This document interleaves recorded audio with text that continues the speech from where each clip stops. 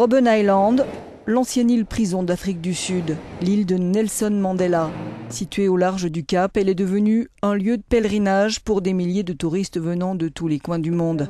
C'est ici que Nelson Mandela a passé 18 de ses 27 années dans les geôles de l'apartheid. Les derniers prisonniers politiques ont quitté l'île en 1991 et depuis c'est un musée. Certains anciens détenus y sont devenus guides, ils racontent les conditions de vie très dures. Certains se souviennent de Nelson Mandela.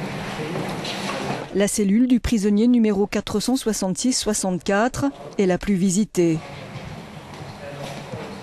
Une minuscule pièce, austère et froide, où Mandela a passé l'essentiel de sa détention. Voir sa cellule, dit cette étudiante palestinienne, voir l'endroit où il a passé la plupart de son temps en prison, c'est très fort. Cela donne de l'espoir, même si c'est dur. Ça montre qu'on peut obtenir ce qu'on veut. Enfin, si on y travaille de toutes ses forces. C'est juste incroyable de voir sa couverture et ses affaires.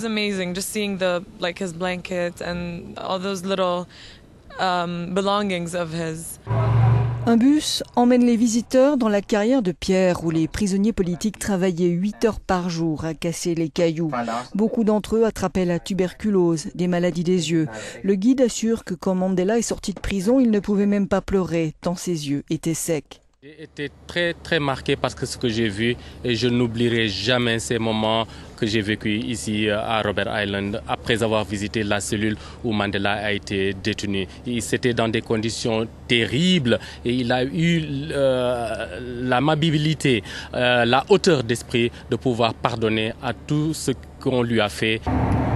L'île de Nelson Mandela, cette bande de terre de 5 km² a été classée au patrimoine de l'humanité par l'UNESCO en 1999. Nelson Mandela n'est pas seulement un héros national, dit ici notre journaliste sur place. Il est devenu aussi une personnalité mondiale par les valeurs qu'il a incarnées. Grâce à lui, le mur de l'apartheid est tombé. Des centaines de milliers de touristes viennent chaque année visiter cette prison dans laquelle il est resté près de 2 décennies. Euronews, Robben Island.